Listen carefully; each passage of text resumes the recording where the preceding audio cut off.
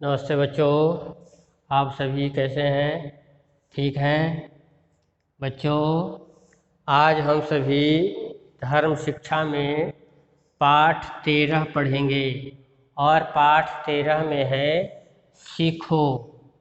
प्रिय विद्यार्थियों, इस संसार में हम जितनी भी चीज़ें देखते हैं उन सभी चीज़ों से हमें कुछ न कुछ शिक्षा मिलती है।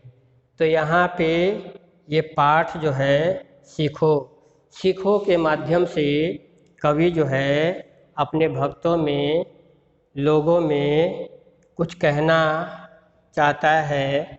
तो बच्चों ध्यानपूर्वक से इसे देखिए। इसमें कवि कहता है कि फूलों से तुम हंसना सीखो, भंवरों से तुम गाना, सूरज की किरणों से सीखो, जगना और जगाना।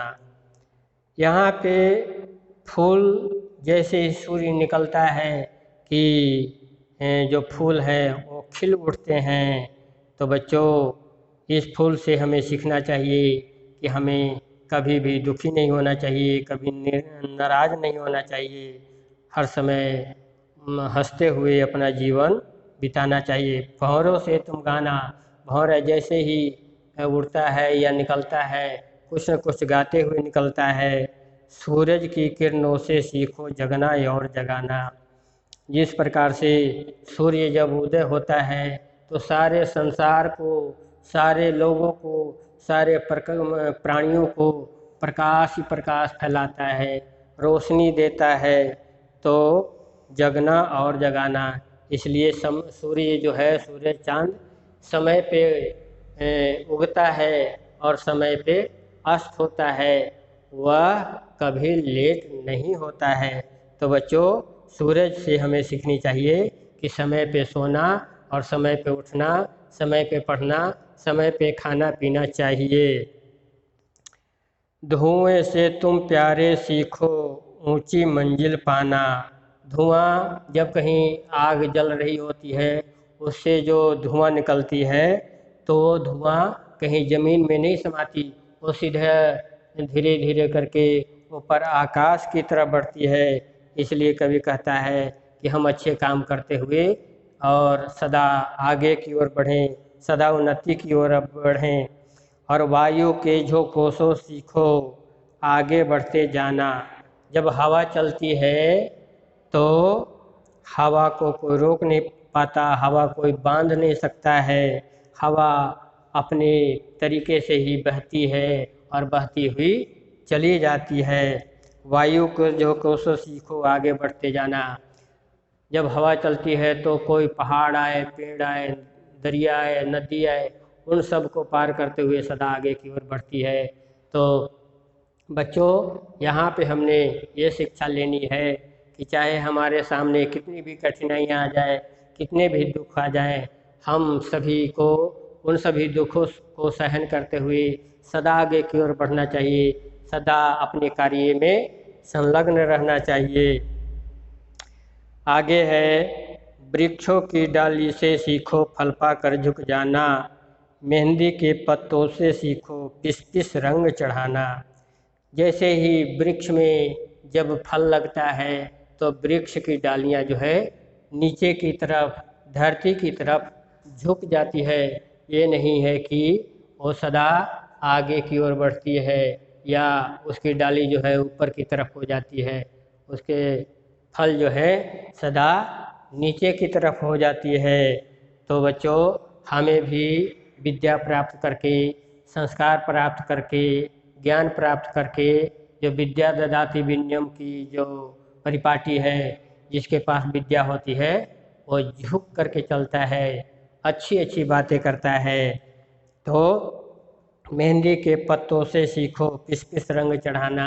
जब भी हमारे घरों में माताएं बहनें अपने हाथों में मेहंदी लगाती है तो मेहंदी के पत्तों को केवल तोड़ करके नहीं लगाती, उसको पहले सिलबट्टे पे घिसना पड़ता है, उसको पहले पीसना पड़ता है, तब जा कर के अपने हाथों पे लगाती हैं। तब उसकी जो लालिमा है वो हाथों पे चढ़ती है। ठीक इसी प्रकार से हम सभी को गहन अध्ययन करते हुए विद्या प्राप्त करना चाहिए। और आगे है, पतझड़ के पेड़ों से सीखो दुख में धीर बंधाना। जब पेड़ में पत्ते लगे हुए होते हैं और जो पत्ते बूढ़े हो जाते हैं या पुराने पत्ते हो जाते हैं, वो अपने परिवार से छूट करके और नीचे ज़मीन पे गिर पड़ता है, वह अपने परिवार से मानो उसका अलगाव हो जाता है, बिछड़ाव हो जाता है। तो ठीक इसी प्रकार से यहाँ कवि कहना चाहता है कि अगर हमारे पास कोई दुख आ जाए, कोई तकलीफ आ जाए, कोई संकट आ जाए, तो हमें धैर्यता के साथ उसका मुकाबला करना है, धैर्य रखना है। सुई और धागे से सीखो बिछड़े गले लगाना। जो भी सुई का काम है कि जो भी फटे कपड़े हो या कटे हुए कपड़े हो, उन सभी को जोड़ना, तोड़ना नहीं, अलग नहीं करना, उसको जोड़ना। तो इस प्रकार से बिछड़े गले लगाना, जो भी इसी प्रकार से हमें ये शिक्षा मिलती है कि जो भी हमारे भाई बहन या और जो परिवार बिछड़े हुए हैं, हमसे अलग हुए हैं, उनको प्रेम पूर्वक उनके साथ व्यवहार करना चाहिए, मिलजुल करके रहना चाहिए।